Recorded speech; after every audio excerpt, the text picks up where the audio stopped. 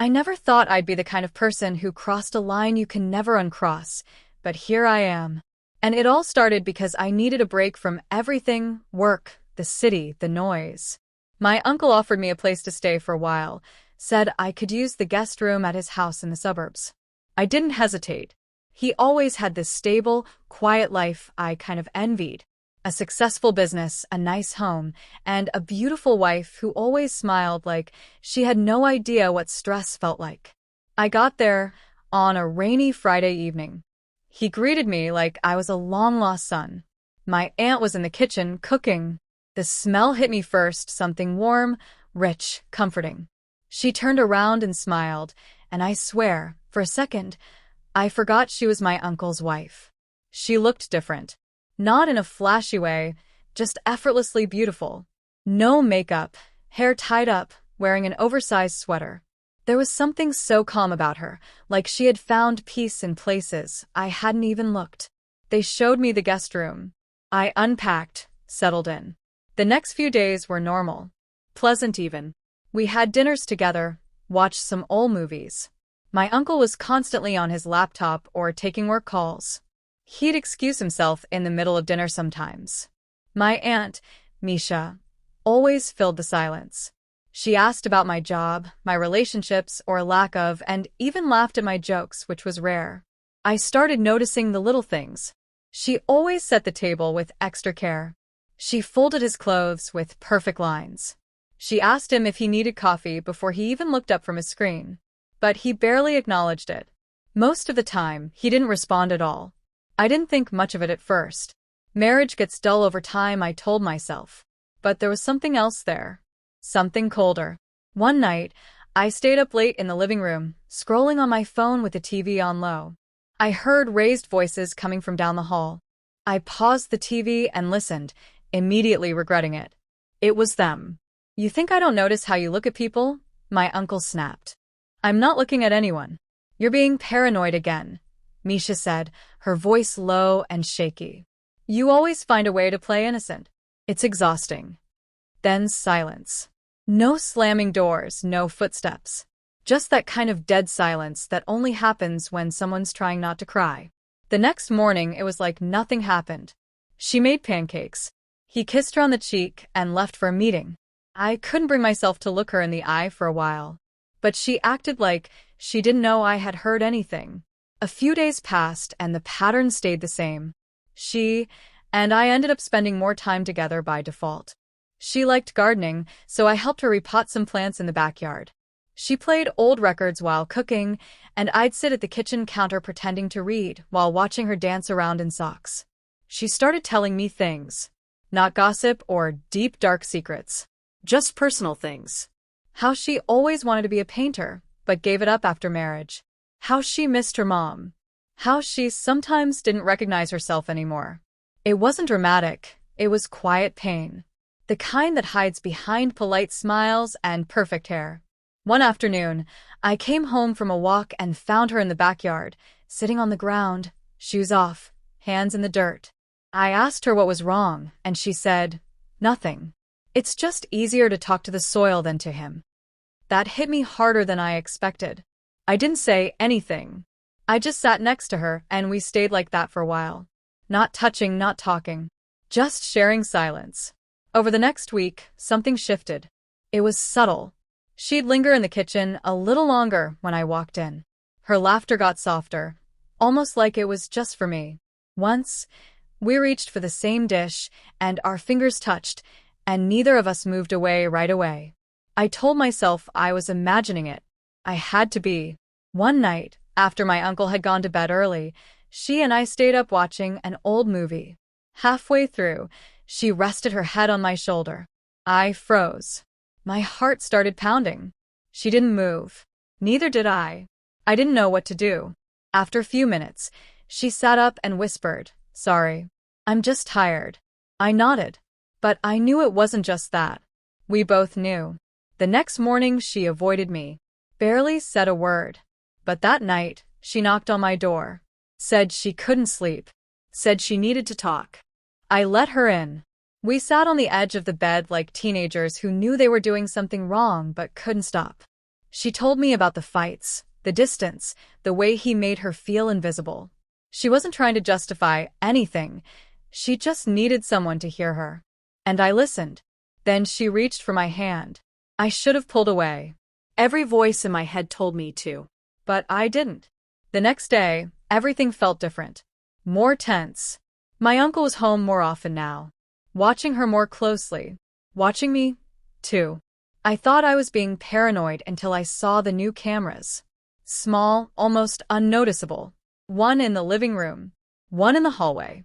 One right outside her studio. I asked him about them. He shrugged. Break-ins around the neighborhood, he said. Can't be too careful. But the way he looked at me, that wasn't about break-ins. That was suspicion. That was a man who had seen something, or was waiting to. I started to back off. I spent more time out of the house. Less time talking to her. But it was too late. We had crossed an invisible line, even if we hadn't technically done anything yet. The air between us was different now, heavier. Like we were always 1 second away from disaster. I tried to convince myself it was just a crush. Just temporary loneliness. But deep down, I knew better. It wasn't about attraction. It was about being seen. She saw me. I saw her. That's what made it dangerous. She was the one who said it first, in a whisper so soft I almost didn't catch it. If he finds out, he'll ruin both of us. I believed her. What I didn't know was that he was already 10 steps ahead. And we were walking straight into the trap. I kept telling myself that distance was the answer. If I just stopped being around her so much, if I stayed in my lane, everything would settle back into normal. But that's not what happened. The more I tried to pull away, the more she seemed to reach out. Not in dramatic ways. She never begged for attention. It was quiet. A fresh cup of coffee on the counter when I came downstairs. A shared glance across the room when my uncle was distracted. The way she lingered in the hallway, like she didn't want to walk past me too quickly. I started sleeping with the door locked. Not because I was afraid of her, but because I didn't trust myself. Every time I looked at her, it was getting harder to remember who she was to me. And I hated that I liked how it felt, being wanted, being needed, even in secret. It was a Wednesday night when it finally broke. She knocked once. I shouldn't have answered, but I did. She was standing there, hair down, arms crossed over her chest like she was protecting herself from the decision she'd already made. She didn't say anything, just stepped inside and looked at me like she had something to lose. That's what did it. That look. Like I was the only person left in her world who hadn't walked away. We didn't speak. Not at first. She just reached for my face and kissed me, soft, hesitant, like she expected me to push her away. But I didn't. And once that line was crossed, everything else blurred. The guilt didn't hit me until later, when the room was quiet and she was curled up next to me, breathing steady, eyes closed like she hadn't felt peace in years. I wanted to freeze that moment, just to hold on to something real before the whole thing crashed down around us. She left before sunrise. Said she couldn't risk being seen. I didn't sleep after that. I just lay there, staring at the ceiling, knowing that no matter what I told myself, it wasn't just one night. Something between us had changed permanently. We couldn't undo it. The next day, she acted like nothing had happened. She was careful. Calm. Almost too calm. I tried to mirror it, but I could feel the weight of it all pressing down. My uncle came home early that afternoon. No warning. No reason. Just walked in and kissed her on the forehead like everything was fine. I couldn't breathe. I started noticing things I hadn't before. The way his eyes lingered a little too long. The way he asked questions that didn't make sense unless he already knew the answers. He asked what I'd been up to during the day. Asked if I'd left the house. Asked if I liked staying here. Every question felt like a test. Every answer felt wrong. I began watching him the way he was watching us. His laptop was never locked. He left his phone face up on the table like an invitation. One night, while he was in the shower, I glanced at his screen. He had tabs open, security camera feeds. I clicked one. It showed the living room. Another one, the hallway. Another one, the guest room hallway. I didn't dare look at the timestamps. The realization hit me like ice. He had been watching. Not just the house. Us. I felt sick.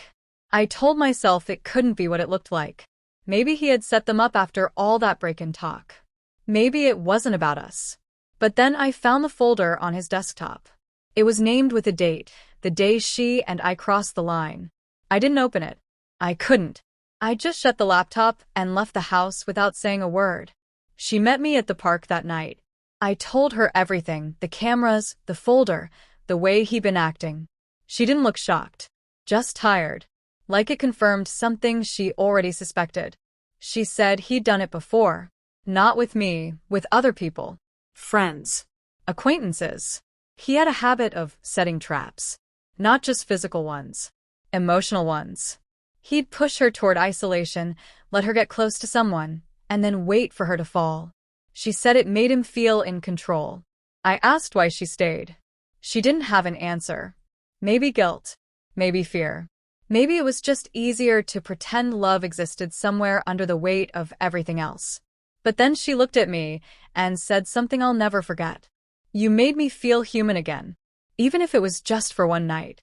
We didn't touch after that. We just sat there, like two people who knew time was running out and couldn't stop it. The next few days were like walking a tightrope.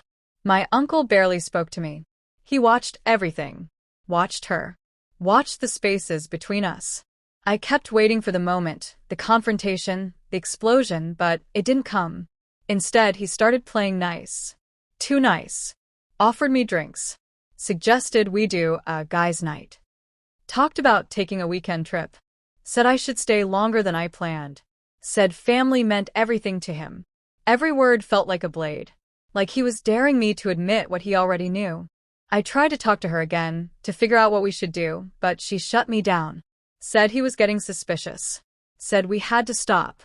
Said she couldn't survive another blow. I could see the fear in her eyes. Not just of being caught, of being destroyed. That night, I stayed awake. I kept thinking about the folder on his computer. What if he had already sent it somewhere? What if he was just waiting for the right moment to drop the bomb? Every sound in the house felt amplified. Every creak in the floorboards sounded like a countdown. And then it came. Not the explosion I expected, something worse. I got a text from an unknown number. No message. Just a video file. I didn't open it. I couldn't. I already knew what it was. I packed a bag that night. Left a note saying I had an emergency and had to leave early. I didn't say goodbye. Didn't knock on her door. I just walked out, heart racing, stomach in knots. He didn't stop me. He didn't ask where I was going. He just stood in the doorway, watching, arms crossed, a slight smile on his face like he'd just won something. I left without looking back. 4 days, I kept waiting for the fallout, the confrontation, the phone call, the exposure. But nothing happened. No messages. No leaks. No sign that he'd done anything at all. Which somehow was worse. Because now I didn't know what he was waiting for. Or who the real trap was for. Days passed. Then weeks. And nothing happened. No confrontation. No phone call. No explosion. Just silence. But it wasn't peace. It was tension, stretched thin, and waiting to snap. I kept checking my phone, expecting that same number to send something else. I changed devices. Changed passwords. Paranoia became a part of my routine. I started imagining worst-case scenarios, the video going viral, sent to my parents, posted somewhere public. But he didn't do any of that, which meant he was still playing, letting it breathe, letting the guilt eat me alive. I tried to move on, got back to work, buried myself in it, went on a couple of dates, none of which lasted more than a drink. I couldn't connect with anyone. Every woman I met felt like a placeholder for something I couldn't reach anymore. I told myself it was temporary, that I'd get over her. But that wasn't the problem. It wasn't love. It was unfinished. One night, a blocked number called. I let it ring out. A minute later, a voicemail came in. I sat there, staring at it. I didn't want to hear his voice. I didn't want confirmation that this game wasn't over. But curiosity won. I played it. All he said was, "You took something that wasn't yours. Now you'll learn what it feels like to have something taken from you." That was it. No anger. No threats. Just certainty. Like he had already decided what my punishment would be. I called her. Straight to voicemail. I tried again. Same thing. I texted her. Just one word. Safe? No reply. The next day I called again. Her phone was off. I tried her socials, gone. I checked my uncle's profile, and for the first time in years, he had posted a photo of them at a restaurant. Her smile didn't reach her eyes. The caption read, "Some things are worth fighting for." It wasn't a message. It was a warning. I knew what he'd done. He'd tightened the leash, cut her off, put her back in the box, and locked the lid. But the worst part was realizing she let him. I don't know if it was guilt or fear or both. Maybe she thought staying silent would protect me. Maybe she thought silence was the only way to survive him. I wanted to drive back. I wanted to pull her out of that house. But I knew that walking through that door now wouldn't end in closure. It would end in ruin. So I waited. Again. The silence between us grew longer. But it never really went away. A few months later, I ran into someone who knew them. A cousin from my mom's side. He didn't know what happened, just that I'd stayed there for a while. We made small talk. Then he mentioned that my uncle had started going to therapy. Said they were working on things. Said they'd sold the house. That caught me off guard. Sold? That place was his fortress. Selling it meant something had shifted. I didn't say much, just nodded. But that night, I couldn't stop thinking about it. If he was moving, maybe it meant she had negotiated something. A new start. Or maybe she was just surrendering piece by piece. A few days later, I got a message. No name. Just a number I didn't recognize. One sentence. I left him. I stared at it for 5 minutes before replying. Are you safe? Yes. Do you need anything? No. Where are you? No reply after that. I didn't know how to take it. Relief? Confusion? Regret? She had left, but she didn't want to see me. That much was clear. Whatever we had wasn't part of her next chapter. Maybe it couldn't be. I had been part of the mess. I was a reminder, not a rescue. Weeks passed. Then one night, I found a letter in my mailbox. No return address. My name on the front, in her handwriting. Inside was a single page. She didn't explain much. Just said she was staying somewhere quiet. That she was rebuilding. That she didn't hate me. That what happened wasn't a mistake, but it couldn't continue. She said he never released the video. Said he probably never intended to. Said for him, knowing he had leverage was enough. She ended it with, "You saw me when I couldn't see myself. I'll never forget that." And that was it. Closure didn't come with fireworks. It came with a quiet, handwritten goodbye. I kept the letter, but I never responded. I wanted to, 1,000 times. But every message I drafted felt selfish. Like I was trying to claw my way back into something that wasn't mine anymore. I tried dating again. This time, I was more present. I met someone kind, stable, honest. But part of me always kept a wall up. Not because I was still in love with her, but because I had seen what love looked like when it was tainted. I had held it, and I had let it slip through my hands. My uncle, and I never spoke again. He didn't reach out. I didn't try. The silence between us is permanent now. Mutual destruction without the fire. I still wonder if he watches me from a distance. If he checks in, quietly, the way predators do when they've already taken what they wanted. But I don't live in fear anymore. He got what he needed, control. And I took what I needed, truth. The truth is, none of us were innocent. Not her. Not me. Not even him. We all played roles. We all lied. We all crossed lines. But some lines, once crossed, don't lead to new destinations. They just mark the spot where something broke and couldn't be repaired. That house. It's someone else's now. I drove past it once months later. New paint. New plants. Different curtains in the windows. But I remembered everything. The way the light hit the kitchen tiles in the morning, the record player humming in the background, her laughter when it still sounded free. I didn't stop. Just kept driving. Some ghosts don't need to be visited. They just need to be acknowledged. People ask me sometimes if I regret it. I don't answer. Not because I don't know, but because some things don't fit into yes or no. Some things live in the gray. All I know is I'm not the same person who walked into that house needing a break from life. I left carrying something heavier. Something that doesn't have a name. But it taught me everything I didn't know I needed to learn. About love. About consequences. About silence. And what it means to look in the mirror and know you'll never see yourself the same way again. Time passed in layers. Some weeks felt like a blink, others like an echo that wouldn't end. I rebuilt my life slowly, piece by piece. Different job. New apartment. Smaller space. Fewer distractions. I started waking up without that familiar heaviness in my chest. It didn't mean the memories disappeared.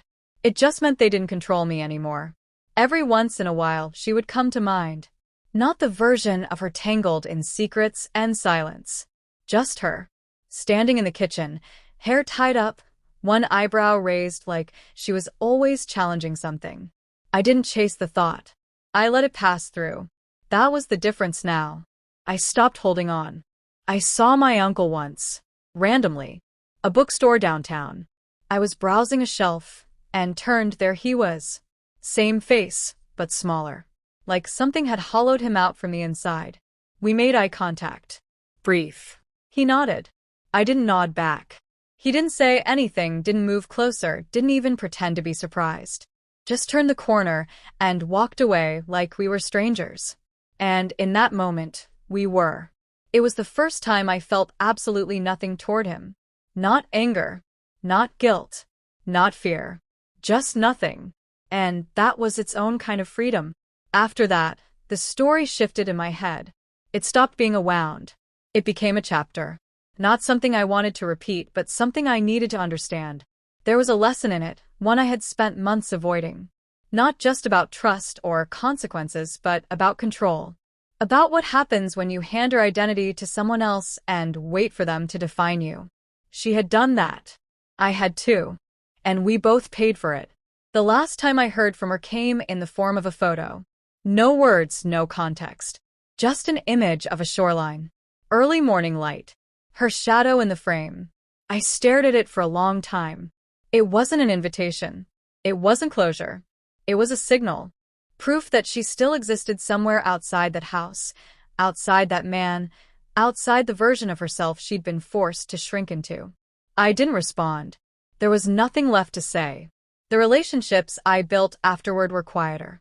Simpler. More honest. I didn't tell anyone about what happened. Not in full. Just pieces.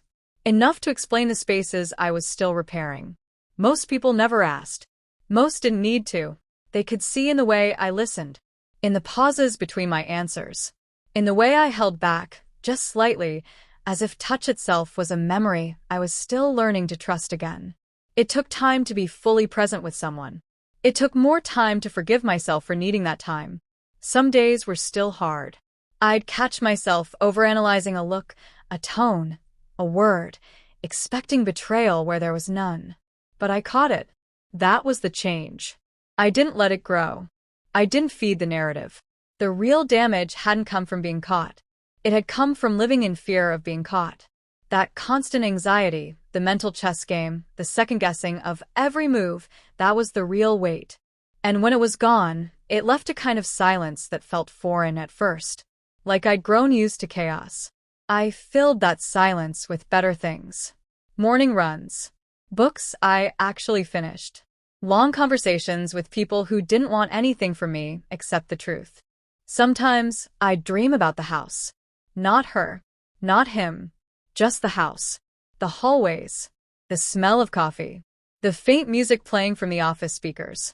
It would be empty in the dream, but I'd still feel the tension in the walls, like it remembered everything even if no one else did. I never stayed long in those dreams. I always left before the door closed. Eventually, I stopped dreaming about it. When I visited my parents for the holidays, my mom asked how my visit with my uncle had been. I told her I hadn't seen him in a long time. She frowned, said, "He mentioned we were close now, that I'd stayed for weeks." I nodded and changed the subject. There wasn't a version of the truth I could give her that wouldn't make her see me differently. And I'd already done enough damage in one family. Guilt still visited sometimes, usually at night, but it didn't linger. I stopped punishing myself for things I couldn't undo. I accepted that I'd made a choice. A conscious, selfish choice. And in doing so, I broke something. But what mattered more was who I became afterward. Whether I kept repeating the same pattern or let the pain reroute me into something better. I chose better. People like my uncle, they thrive on the idea that everyone is as broken as they are. That no one's hands are clean. And maybe that's true to a point. But there's a difference between a mistake and a pattern. Between a moment of weakness and a life built on manipulation. He lived for the trap. I walked into it. But I walked out, too. He stayed. That's the part that matters. I still think about her. Not with longing. With clarity. She was a mirror at the worst possible time. We saw in each other the fractures we didn't want to face alone. And for a brief moment, we gave each other oxygen. But that doesn't mean we were meant to last. Some people are bridges. They take you from one version of yourself to another. That was her. I don't know where she is now. I don't need to. Whatever life she's building, I hope it's full of peace. Not escape. Not survival. Just peace. Sometimes, I wonder how different things might have been if I hadn't answered the door that night. If I'd turned her away. If I'd walked out the next morning and never looked back. But then I remind myself, that version of me didn't exist yet. I had to fall to learn what the ground felt like. I had to break something to learn how to rebuild it. And I did. The person I am now doesn't chase forbidden fire. He doesn't look for validation in silence or secrets.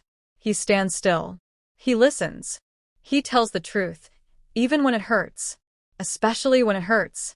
Because the hardest lessons aren't the ones you learn in the moment. They're the ones that echo afterward. The ones that follow you into new rooms, new relationships, new versions of yourself. And if you're lucky, they don't destroy you. They carve you into someone who finally understands what they almost became. I came close to being like him. I really did.